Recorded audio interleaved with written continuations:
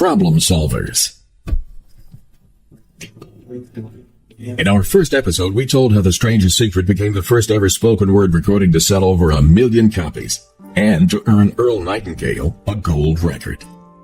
One point that needs to be made about that message is the fact that the idea of recording a bestseller wasn't even part of the initial goal. It was simply an answer to a problem. It was Earl's problem of being in two places at the same time.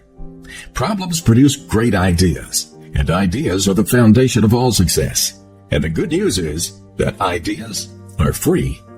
We'll have more on how to decide which ideas are the best opportunities in the series based on opportunity later. First, Earl Nightingale explained that proficient people know how to solve problems. Have you ever been reading something and have a sentence or paragraph jump out of the page and hit you right between the eyes like a hammer?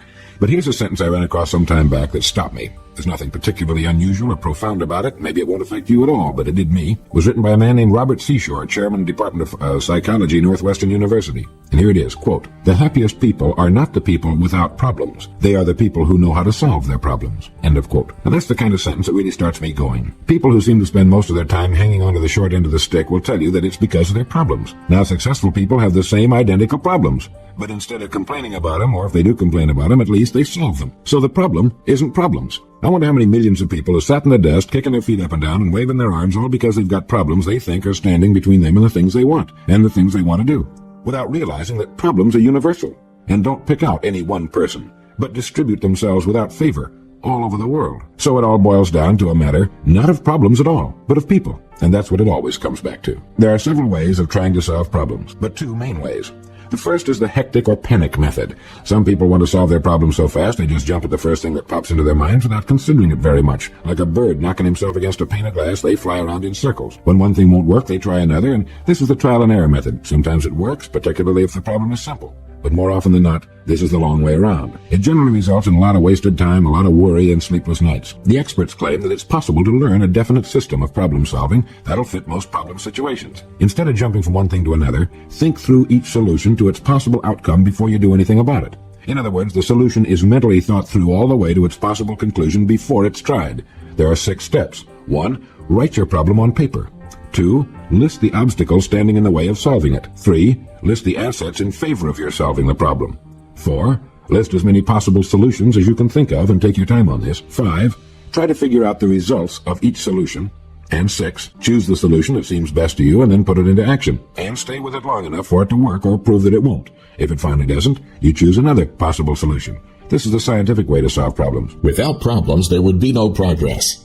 Every success began with a problem to solve, and every business began with an idea to solve that problem. These days we hear a lot about big business and how big it's getting. There's nothing wrong with big business, and one of the most interesting things about it is that every business, no matter how big it might be today, started small. One of the largest corporations in the United States was started with about $30,000 of borrowed money, and after 10 years of operation only had $6,000 in its account. But a good thing to remember, too, is that every business, no matter how big or far-flung, no matter how many thousands of employees and skyscraper office buildings it might have, got its start in the mind of one human being. Committees are all right and groups are all right when it comes to solving problems, but every good idea had to start in the mind of one human being and usually came as a result of something he observed.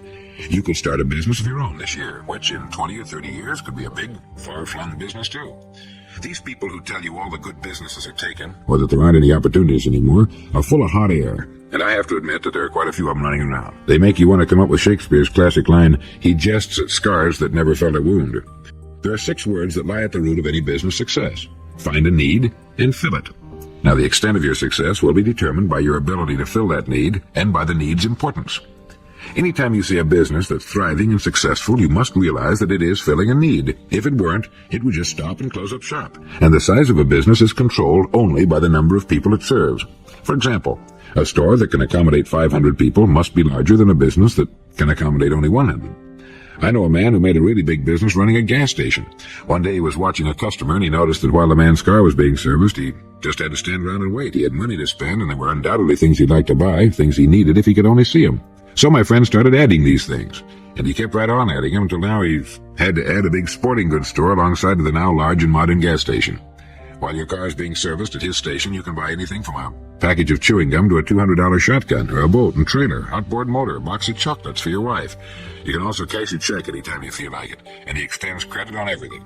On a Friday or Saturday, he'll cash $40,000 to $50,000 worth of checks on each day, and hardly anyone leaves without buying something, or at least having his car serviced. Now, my friend's business was no different from any other gas station in the country, but he thought about his business. One day there popped into his mind an idea. He saw a need, and he filled it. The fact is, there's more opportunity today, far more than there ever was before. We're completely surrounded by it.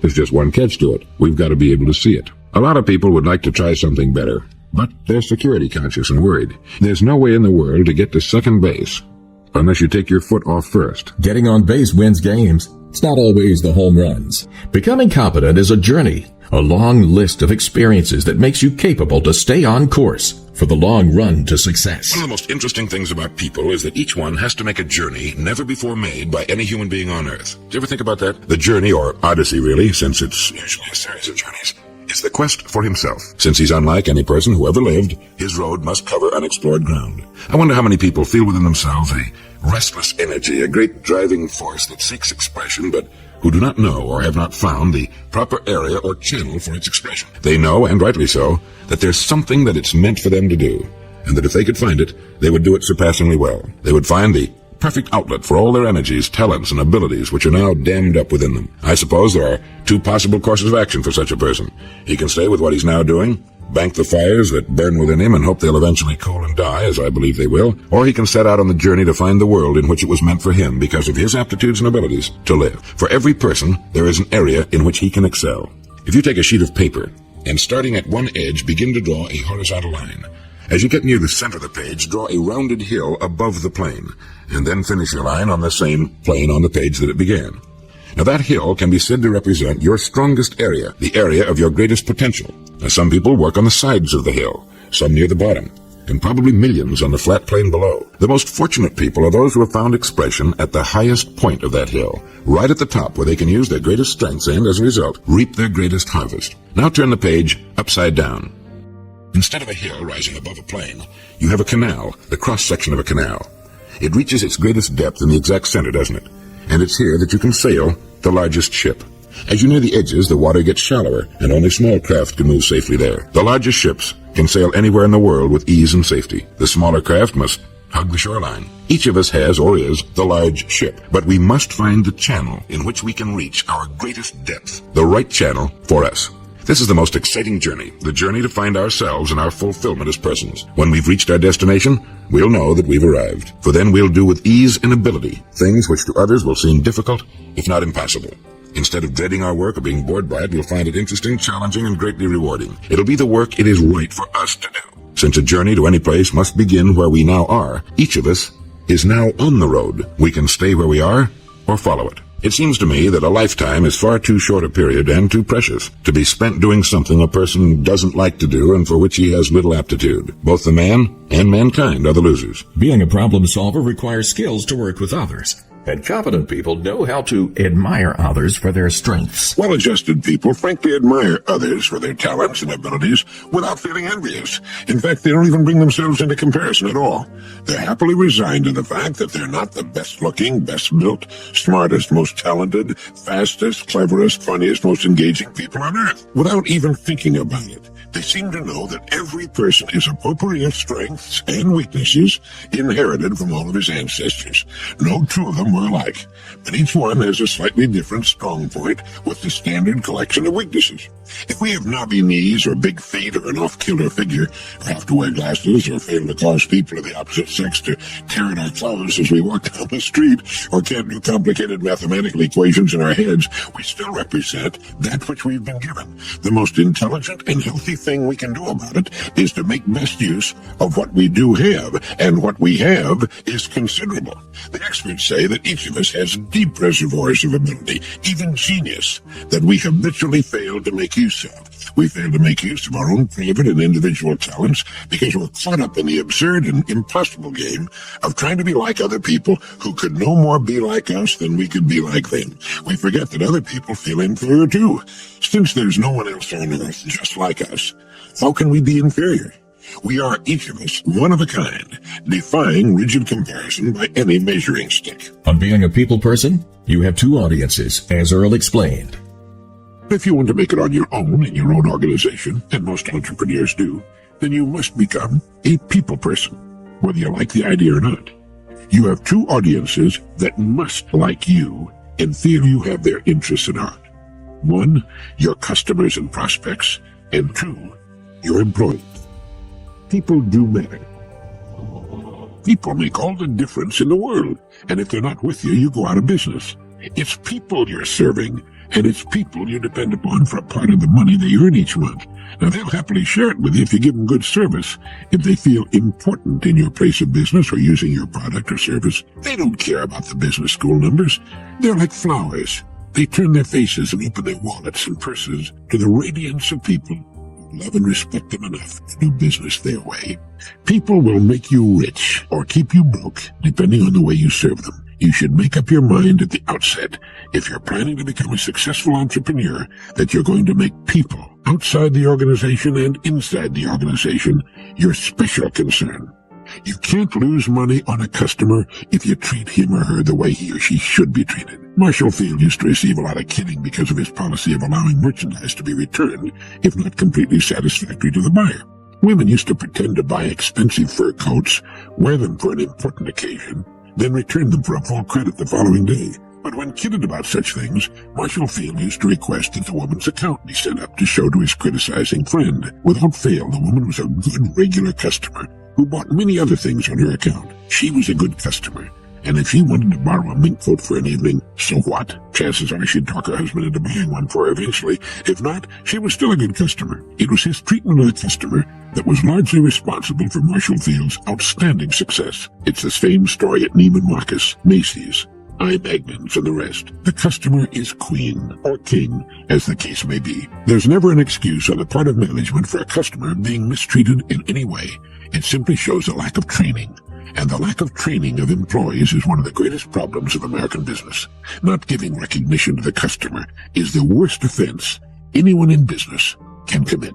Recognition is number one on the hierarchy of human wants. Recognition is number one. Stimulation or change is number two. And security is number three. The good business person and every one of his employees, because of their training, can give the customer all three of those. The customer should be recognized, if at all possible, when he or she comes into the place of business. If the customer has to wait in line, special attention should be given to those waiting. Even a glance in the words, "I'll be with you as soon as I can," gives the required recognition. And no customer should ever leave a business, a gas station, convenience store, restaurant, or any other sort of business where other human creatures are involved in any way without special attention being given to thanking the customer. Even a good automated teller at a bank or savings and loan can say thank you, even if it only appears on the monitor screen. Thank you for doing business with us. It's recognition. As to stimulation and change, number two on the human want list, that's another side of good management. The business should never be permitted to settle down into a well-worn groove of sameness. Even little changes can make a big difference. Change is a sign of life, of interest on the part of management. It shows management cares about the business and the customer. And security can be there too. Good service is a kind of security, as is a fine product and a refund policy. The customer needs to be given special care and thanked for sharing his or her hard-earned income with our place of business. Reminding is as important as initial training and regular inspection. It's so easy to fall back into bad habits. Customers should not wait to pay their checks, not a second longer than absolutely necessary. Restaurant customers should never have to sit and wait for their checks to be delivered to the table. Customers are not supposed to be waiters. Don't make them wait. Give them their checks before they're through dining. Greet them with a smile at the cash register and thank them. Really thank them and look at them when they pay their check. It makes them feel important to you, and of course they are important to you. They'll put you out of business if you don't give them the recognition they need. It's all so easy, really. All we have to do is treat customers the way we ourselves like to be treated. As the saying goes, never underestimate the customer. There are no unimportant customers, simply because there are no unimportant people. They want three things in this order. They want recognition more than anything else in the world. Next, they want stimulation or change. And finally, they want security. You can give them all three, And if you're wise, you will never fail to give them all three. The entrepreneurial opportunity is always there for those of us willing and eager to accept the risks and pay the price. Is it worth it? Of course it's worth it. To take on entrepreneurial challenges, leadership skills are required. Our next episode features the skills needed for future leaders. This is Earl Nightingale. Thank you.